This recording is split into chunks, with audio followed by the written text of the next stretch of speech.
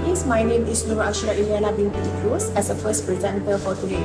So it is truly a pleasure to present our work today. So that allowed me to start by sharing that this assignment is not just a regular classroom task, it is a practical journey to truly understand how Malaysia's income tax system works in the real world. Instead of only relying on lecture notes and theory, this project challenged us to go beyond the textbook and explore the actual tax process step by step. To achieve this, we selected Puan Mazatul Akmal binti Mohamad, a 51-year-old primary school teacher in the government sector, as our respondent. She was chosen because she is a fixed income taxpayer and was kind enough to share her financial details for academic purposes. By having a real respondent make our study more realistic and insightful, we collected detailed information including her marital status, dependent, income sources, asset, liabilities, and charitable contributions. Alright, so by using these details, we calculate her taxable income and apply it to the appropriate deductions, relief, and progressive rates. So based on the income tax at 1967 and the 2024 assessment year. So this experience not only enhanced our understanding of tax calculations, but also highlighted the importance of tax planning.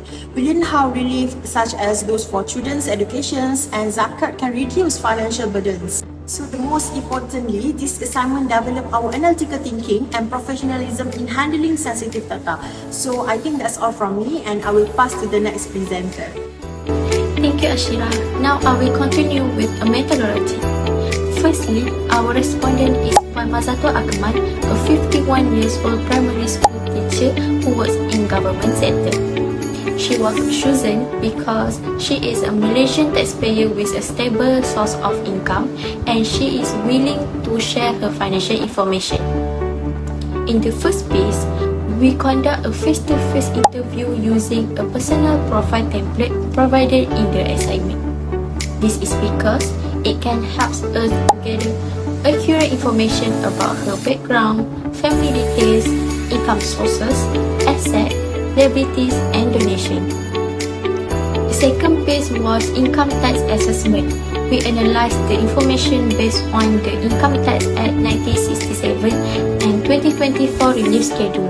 This assessment process can identify the total income earned by the interviewee, including allowable deduction and relief, chargeable income, and tax payable. From there, the amount of tax payable for the relevant assessment year can be highlighted. All steps were carried out systematically. In the final phase, we documented all financial information detailed with tax calculation and provide some tax planning suggestions.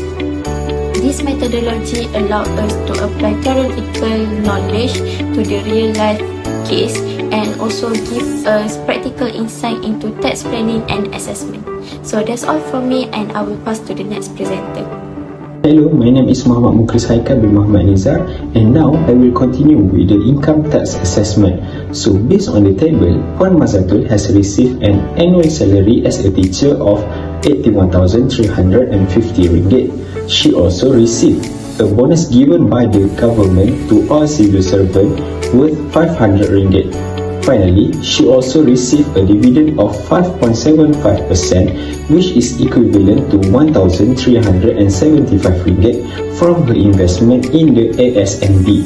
Overall, this makes the total annual income earned by Puan Mazatul in the year 2024 is RM83,225 ringgit.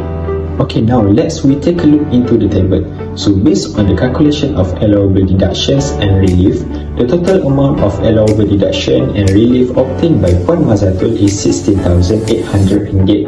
So this amount will be deducted from the total annual income obtained by Puan Mazatul in 2024 to obtain the amount of chargeable income, which will be calculated in the next step. Okay, so the calculation result that were done in the previous step, which are the total annual income and also the total allowable deductions and relief, will be deducted to obtain the exact amount of the chargeable income. The next calculation steps will also be combined with the amount of zakat paid by Puan Mazatul, which is worth RM1,800.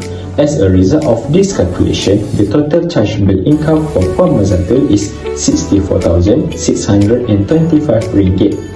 Okay, so based on the calculation, Puan Mazatul was charged a tax rate of 11% on her total chargeable income of RM64,625. She was charged a tax of RM1,500 on the first 50,000 and then RM1,608.75 on the balance of RM14,625. Initially, Puan Mazatul would have to pay income tax of RM3,108.75 to IRPM in the assessment year 2024. However, this amount is reduced after being deducted by the PCB amount of RM1,718.60, which allows Puan Mazatul to only pay income tax of RM1,390.50 for the assessment year of 2024. Thank you, MUQRIZ. Now moving on to the recommendations for Puan Mazatul. The first step is to make sure Puan Mazatul maximize all available relief under the Income Tax Act. This includes keeping proper records of medical expenses, lifestyle purchases such as internet subscription, and her child's education fees. Secondly, she should continue paying zakat through authorized institution, as zakat are eligible for a direct rebate which had reduced the amount of tax payable while also fulfilling her religious responsibility. Next, since she is nearing her retirement, she should focus on her retirement planning.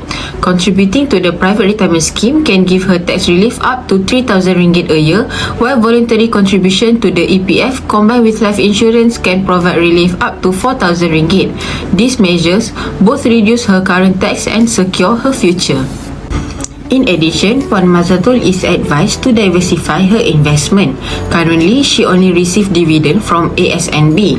She can also consider a safer and Sharia-compliant options such as tabung haji saving or government-issued sukuk and saving bonds, which provide steady return with low risk. Next, she also needs to manage her debt carefully. At present, she still has housing, vehicle and personal loan. By planning her repayment and focusing on reducing high interest loan first, she can reduce her financial burden and free up more income for saving and investment. Lastly, proper record keeping is very important. During the assessment, some details were recalled from memory, which made the process more difficult.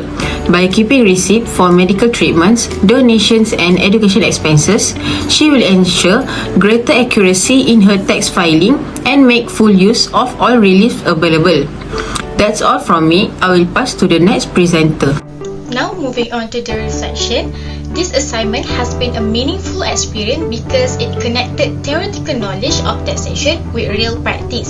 Using actual financial details of a taxpayer made the process of computing income tax more convenient and systematic.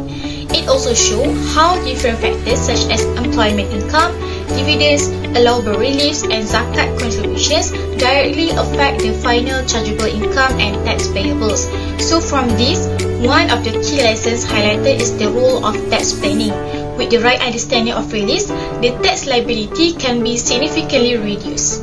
And at the same time, several challenges were also faced. The first challenge was applying theory to practice.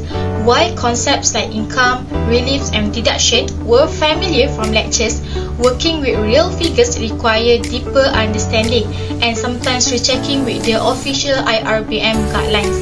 This shows that taxation is not only about memorizing rules, but about applying them correctly in real situations. And the second challenge was categorizing financial data into the right sections, such as employment income, dividends or allowable reliefs.